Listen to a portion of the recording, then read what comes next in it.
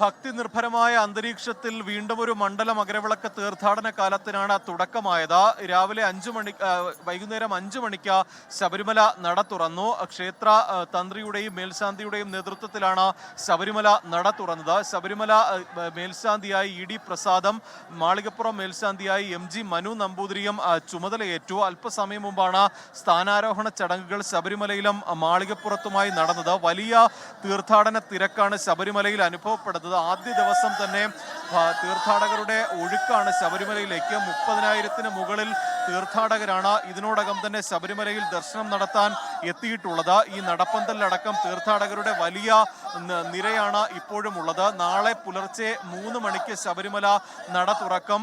ഉച്ചയ്ക്ക് 1 മണിക്കായിരിക്കും ശബരിമല നടയടയ്ക്കുന്നത്. പിന്നീട് വൈകുന്നേരം 3 മണിക്ക് നട തുറന്നാൽ രാത്രി 11 മണി വരെ ശബരിമല നട തുറന്നിരിക്കും. ഈ ശബരിമലയിൽ എത്തുന്ന തീർത്ഥാടകർക്കുള്ള എല്ലാ സൗകര്യങ്ങളും ഒരുക്കിയിട്ടുണ്ട് എന്നതാണ് ദേവസ്വം ബോർഡ് അറിയിച്ചിരിക്കുന്നത്. സുരക്ഷയ്ക്ക് പോലീസുകാരെ അധികമായി തന്നെ വിന്യസിച്ചിട്ടുണ്ട്.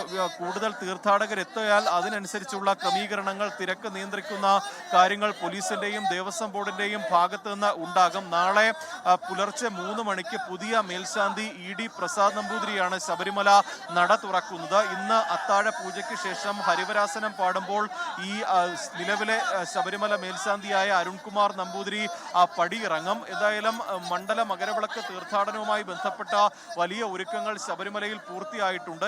90,000 തീർത്ഥാടകർ പ്രതിദിനം ശബരിമലയിൽ എത്തും. 20,000 തീർത്ഥാടകരാണ് സ്പോട്ട് ബുക്കിംഗ് വഴി ശബരിമലയിൽ ദർശനം നടത്താൻ കഴിയുക. ഈ വിവിധ ഇടത്താവളങ്ങളിൽ ഇതിനുള്ള സൗകര്യം ഇതിനോടകം തന്നെ ഏർപ്പെടുത്തിയിട്ടുണ്ട്.